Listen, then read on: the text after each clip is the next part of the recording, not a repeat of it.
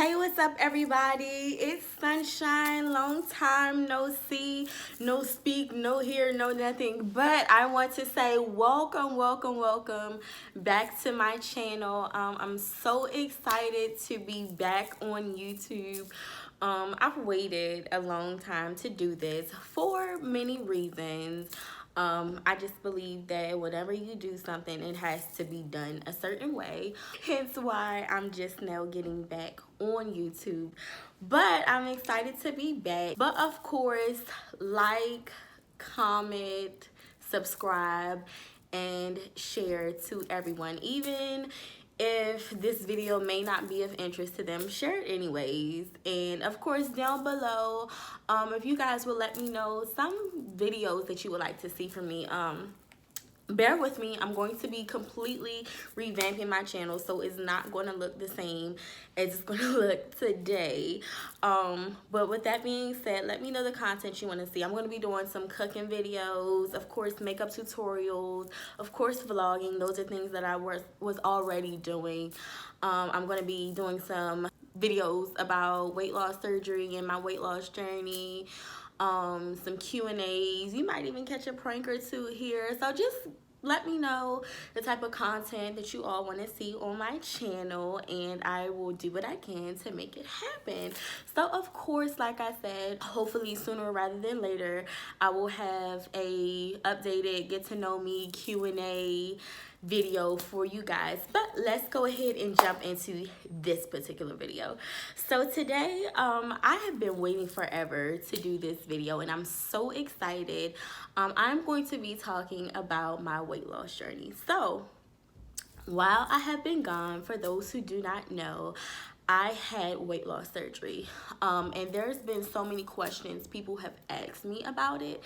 And so I just wanted to share my experience. Now, disclaimer, my experience is my experience. What you may experience or what other people have experienced with weight loss surgery is not going to be the same. My experience is just my experience. So please keep that in mind. Everybody is completely different. So yeah, just bear that in mind. So yeah, I had a vertical sleeve gastrectomy done on August 30th, 2018. And the surgeon that I went to, I will also put that information below. Any information, it'll be in the description bar below.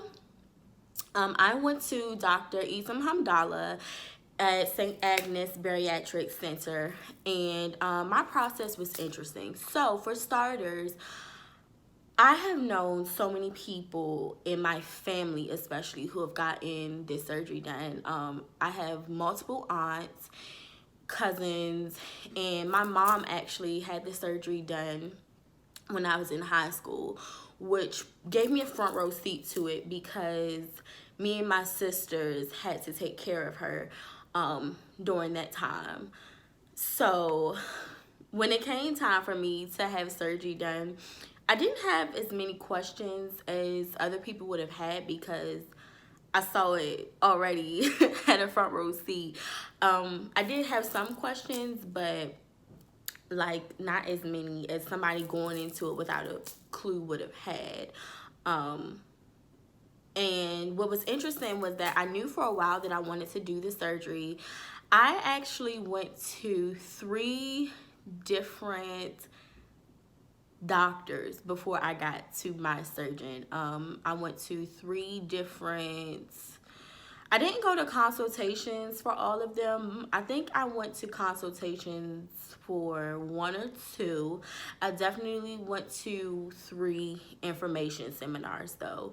I can't remember all of them. I know one of them was definitely Providence Hospital, Dr. Mark Rickford, who is who my mom went to for her surgery. So obviously it was a no-brainer that was my first choice going into it. It wasn't that he wasn't a good surgeon or anything. That just wasn't where I needed to be. There were a lot of things that needed to align. The second surgeon I went to, I don't remember his name or the surgery center or anything. I just know that they were based out of Greenbelt. Is it not Greenbelt Hospital? Doctor's Hospital. And I didn't go with that particular surgery center because the vibe wasn't right. I wasn't with it. I don't remember what the third one was. However, I do know that going with St. Agnes, so the first thing that pushed me towards St. Agnes was she's since changed her name on Instagram, but at the time her name was Asleeve Bellin Maryland. And knowing that was who she went to. And anybody who's interested in weight loss or, you know, weight loss surgery or anything, if you don't know her, listen, I don't know what to tell you. But I followed her journey and she was very inspirational to me. So, of course, I decided to look into who her surgeon was. And it wasn't just that she went to them and had a great experience. It was also that when I went to the information seminar, I loved the vibe from the staff. And then when I went to my initial consultation, I loved the vibe from the doctor. Everything was great. And also in researching St. Agnes as a hospital in general and as well as their bariatric center, great reviews, and I read and heard great things. Also, where I was living at the time, St. Agnes was only like maybe 15 minutes from my house, if that. And so that played a big role into it as well. So when I got to my initial consultation with Dr. Hamdallah, I loved his energy. He was like, one of the things he said to me was that he felt I was a great candidate for it because of my age and because of my aspirations. And it was one of those things where it's like, you're young, do it now, you'll recover easy, and I think you're a great candidate for it, and you got your head on straight. Just promise me that you won't get pregnant for at least 2 years.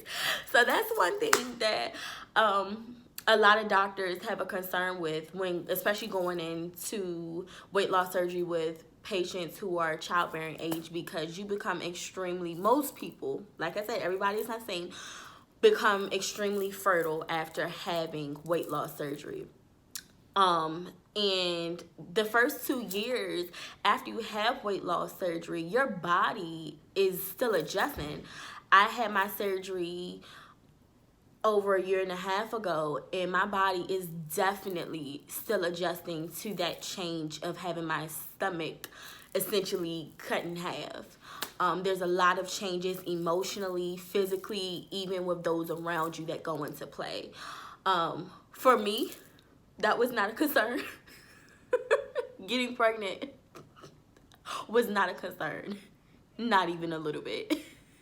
Like, not even this much. Like, 0.0% chance of getting pregnant. So it was just like, Doc, and he was just kind of like, no, for real though, people say that all the time, and I'm like, Doc, I ain't getting pregnant.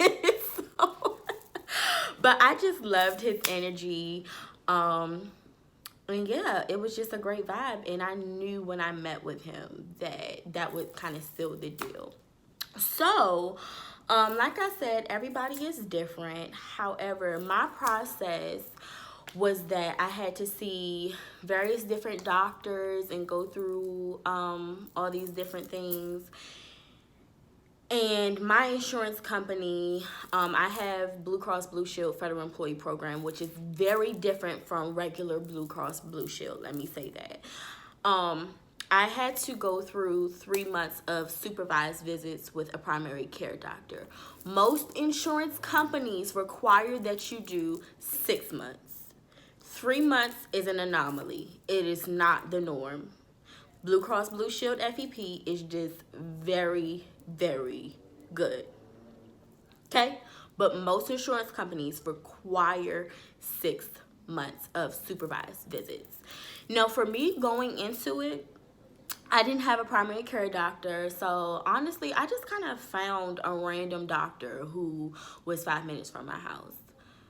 It was a horrible fit. By the time I got to Dr. Hamdallah, I knew I wanted this surgery, and I knew I wanted it bad, okay? There was no, yeah. I didn't need to be convinced. I didn't need to be talked down. I was getting this surgery. The primary care doctor that I went to wanted to put me on a bunch of medications. That was the first no. I don't do that. That's not how I roll, okay? The second no was that he was trying to talk me down from a ledge. Please don't. I'm here for you to supervise my weight for 3 months, and then I can go on about my business. By the second or third visit I had with him, I just was not feeling him at all. Like, we had no good doctor-patient relationship. The vibe was just not right. So another thing I like about St. Agnes, they have a support group on Facebook. So I went on this support group and I was like, listen, y'all, I need you to send me some doctors. So one of the young ladies on the support group, she actually sent me her doctor, who was now my doctor, and that is Dr. Robin Warren. She is based in Woodlawn at Woodlawn Comprehensive Care Associates. And when I say my doctor is, that is my, shout out to Dr. Robin, okay? If you need a primary care doctor and you're in the Baltimore area, Dr. Robin, Woodlawn Comprehensive Care Associates, tell her Sunshine sent you, okay? Period. I can text my doctor. I can call her up about anything. But one thing I really loved about Dr. Robin was that she actually had a sleeve done. And when I walked in the first time I met Dr. Robin, baby, she was on point, snatched, okay? And so I loved that about her. But Dr. Robin, to this day, like, I live like 45 minutes, an hour away from her now, and I will not change doctors. She serves as my primary care. She serves as my OBGYN. We have really great doctor-patient relationship. Her staff, we have a really great relationship. So Dr. Robin is amazing. So when I found Dr. Robin, I had to start my process all over again. So instead of it being a 3-month process, it did turn out to be pretty much a 6-month process. So in addition to those supervised visits, I had to get a sleep study done, which I had done about a month or 2 before I started my process, so I didn't have to redo that. I had to have a ultrasound done of, I want to say, my gallbladder. I had to see a GI doctor to make sure all of those things were in order. I had to have a psychiatric evaluation done. Also, shout out to Dr. Stephanie Knarr. She has locations all over Maryland, and she is an incredible therapist to see. I kind of still see her, but she's amazing, and I've sent many people to her who absolutely love her. I will also put her information below. So yeah, I had to have a psychiatric evaluation done. I did not have to lose any weight. Let me just say that's also an anomaly. Most people, they ask you to lose usually like 20 pounds or something like that. I didn't have to lose any weight. I also did not have to do a 2-week liquid diet or anything like that. The only thing they asked me to do was a low carb, low calorie diet a week before surgery, which was not even a difficult thing to do. And then 24 hours before surgery, liquids only. And then the night before surgery, absolutely nothing. And the reason being was because of my age, and also all of those testing, and I had to, of course, have a full panel of blood work done. All of the testing, stuff like that I had before surgery, they didn't see a need for me to have to lose any weight or to have to do a pre-op diet or anything like that. So I'm not gonna lie, I was real happy about that. Now, going into getting surgery done,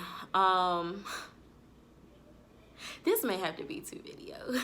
I'm going to make this 2 videos because I definitely want to talk about surgery and the impact it had on my relationships. So stay tuned for that. Going into surgery, I had my surgery around midday. I had to be at the hospital around, I want to say 8 or 9 a.m., something like that. My surgery ended up being much longer than anticipated. I ended up being in surgery for most of the day. My sleeve was quick done. What was a mess when they got into my stomach was that I had gallstones the size of a fist.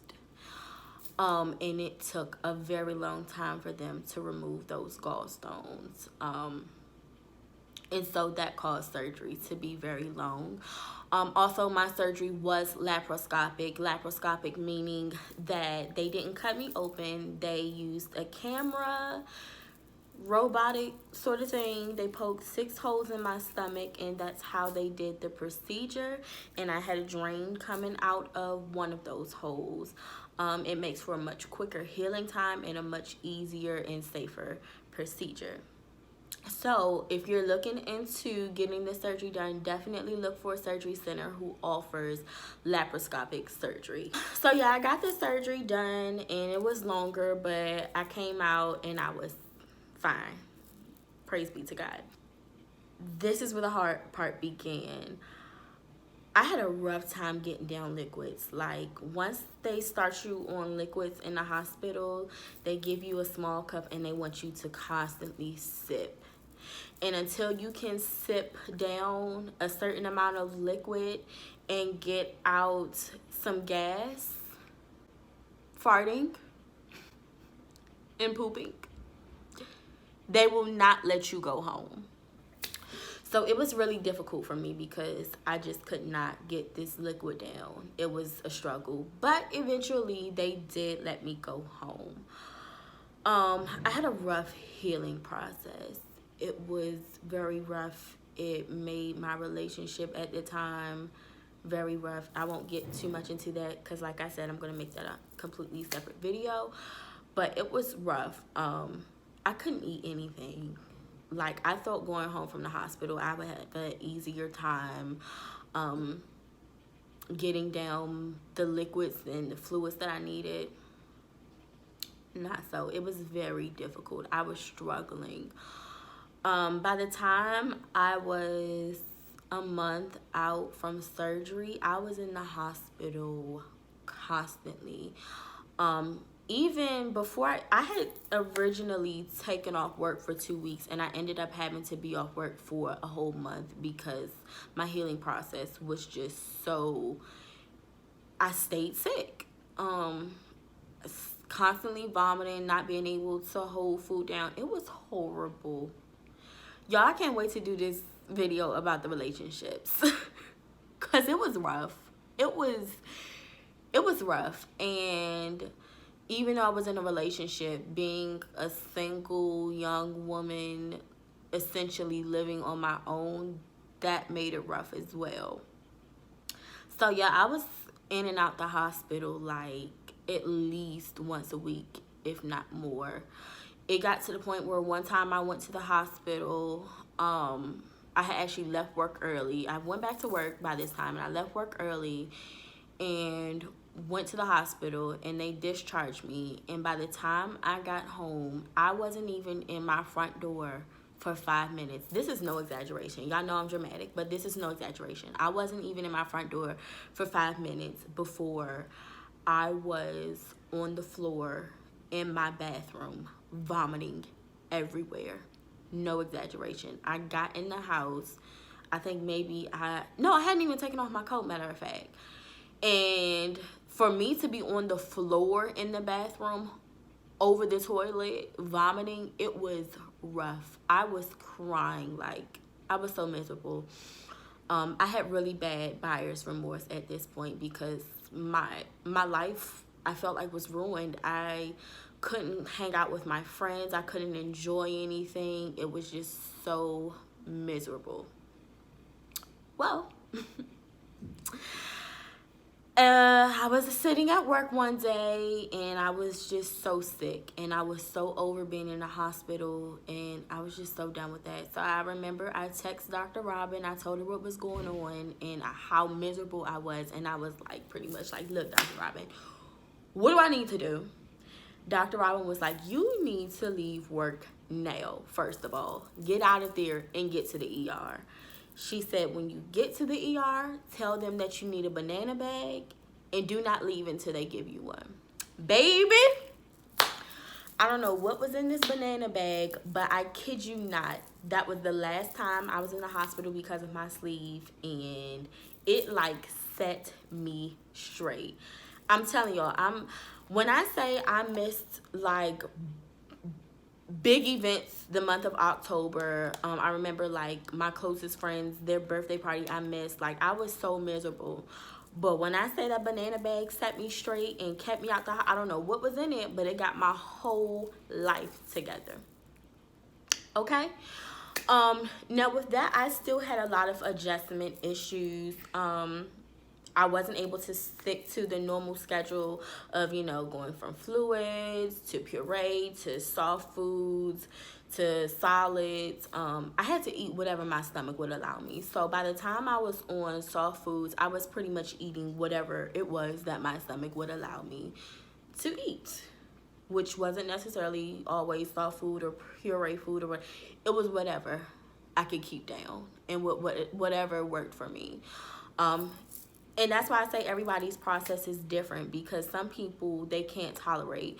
At this point in my journey, I unfortunately am able to eat bread and other things that I wish I wasn't able to eat. I've never had dumping syndrome outside of me being sick the first couple of months of surgery, which wasn't dumping syndrome, but I've never had dumping syndrome. And for those who don't know what dumping syndrome is, it's pretty much when you eat too much food and get sick and throw up, or when you eat something that your stomach can't tolerate and get sick and throw up. I've never had dumping. I have eaten noodles, pasta, wine.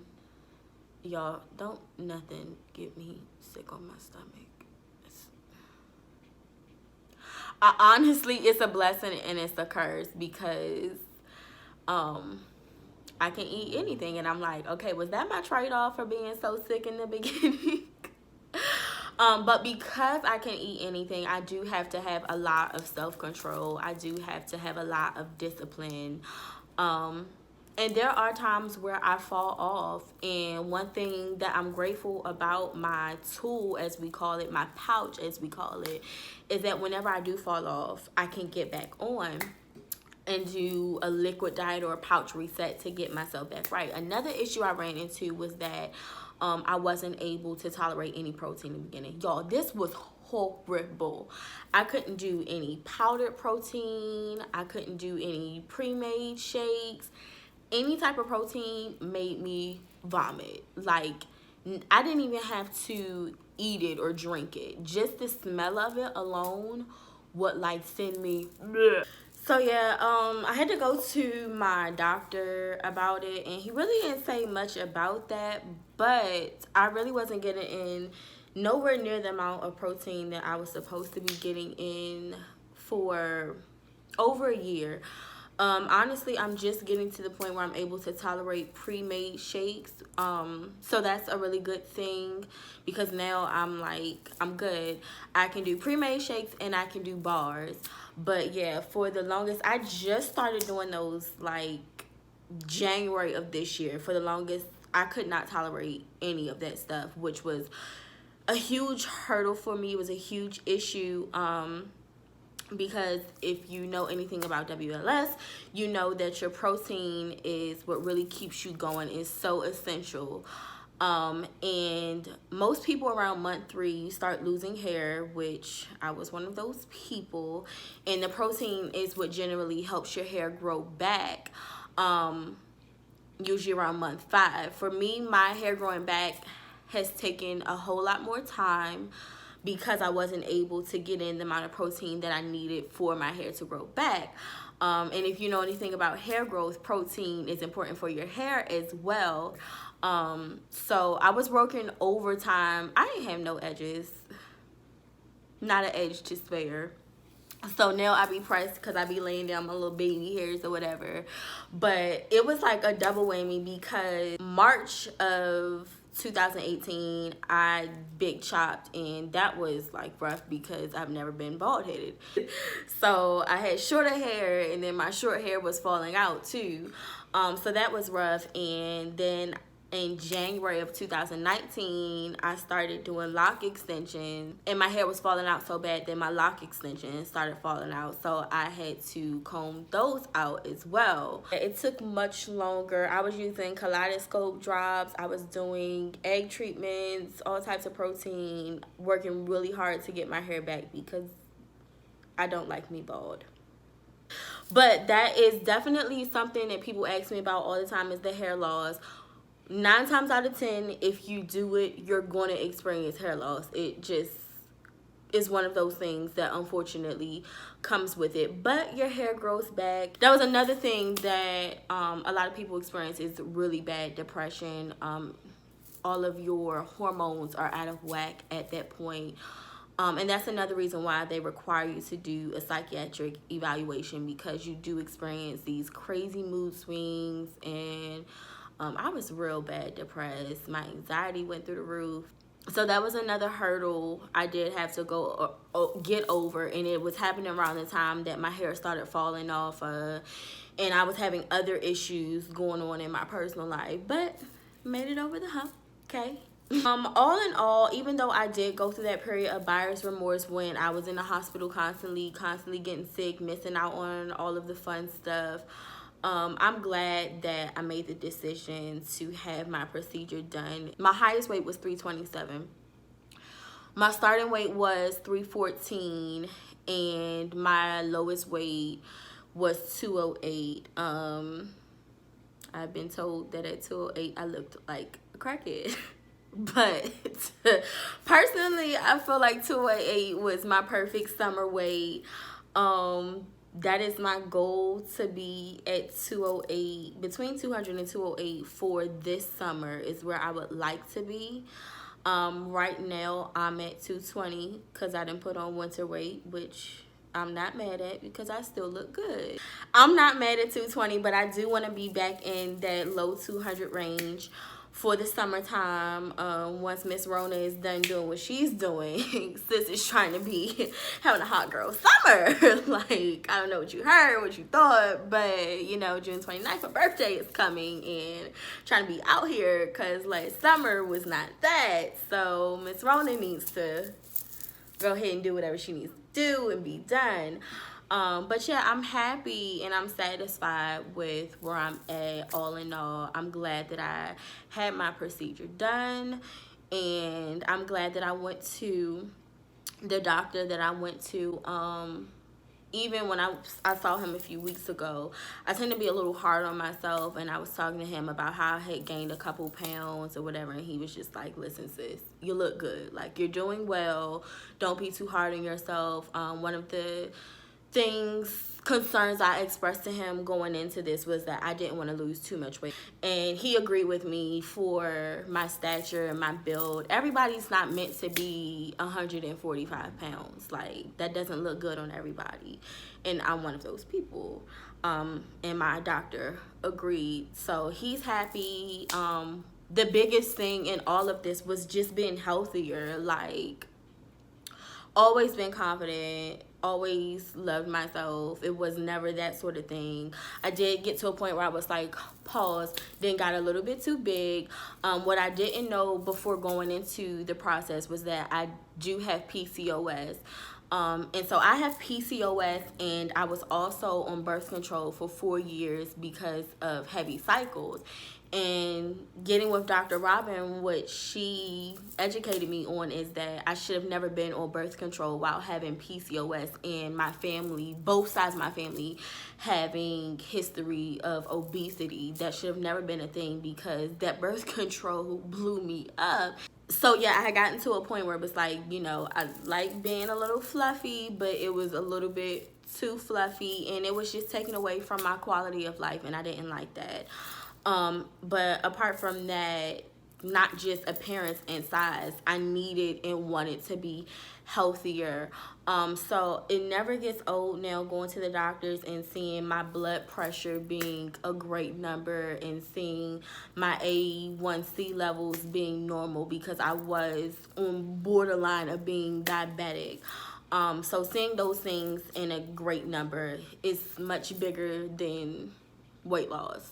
Being able to go up and down stairs without sounding like Respucia, that's a great thing. You know, I don't want to be sitting still breathing like a 500-pound bear. That's not cute. So those are the types of things. Even being able to get back to doing things that I love, such as dancing. Even as a choreographer, it was getting difficult to do what I love to do. So like I said, I am so glad that I made the decision to have my procedure done. And I don't persuade anyone to do it, but I also don't tell anyone not to do it. What I tell anyone to do it is research and make sure that you know what you're getting yourself into, and just be informed before you say yes or before you say no. Just be informed, because it's not for everybody. That's with anything. It's just not for everybody. I definitely recommend it, especially for people who do have issues such as high blood pressure, diabetes, or borderline diabetes, a higher A1C level, more health issues, people with PCOS and those types of things. I do recommend it for you. But like I said, I'm not going to say go get it or don't get it. Just be informed and make sure that even if you don't go to my surgeon, you go to the surgeon that is definitely for you. You research, not just the surgery center, but the hospital that you're going to, because once you come out of surgery and you're staying in the hospital overnight, you want to make sure you're in a place that's comfortable, that has a great nursing staff. My staff that was with me during my stay in the hospital, my nurse was great. The nursing assistant was great, down to the food staff. And I was just eating Jell-O and water. But everybody in that hospital they did a phenomenal job taking care of me. And that's something that was really big, especially I'm not married, I don't have no kids. It was just me in the hospital by myself.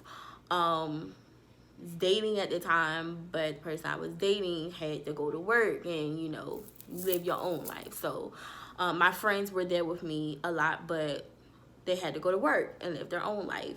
So it was really important that I had a great hospital staff as well. And also when I go into my surgeon's office, that his staff they still are great. And I love that we have the support group on Facebook. That's really helpful. When we have questions, we share recipes, we share our experiences. Sometimes we just go on there just to vent, and that has been awesome as well. I've made friends on the support group. But all in all, that is the general overview of my experience. So I am going to be doing a separate video about how having weight loss surgery impacted my relationships at the time, friends, family, dating, now that I'm single, the impact it has on meeting people and how that goes, all of those things that you may be curious about, that people have asked me about. I have a lot of people ask me, like, how is it dating after weight loss surgery?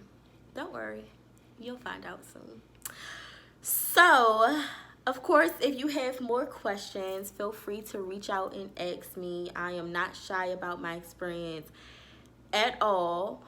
You can shoot me a DM or anything else, but I am, like I said, going to have more videos about my experience coming soon. So thank you so much for watching. I hope you enjoyed. I hope that this was enlightening for you, and I'm out until next time.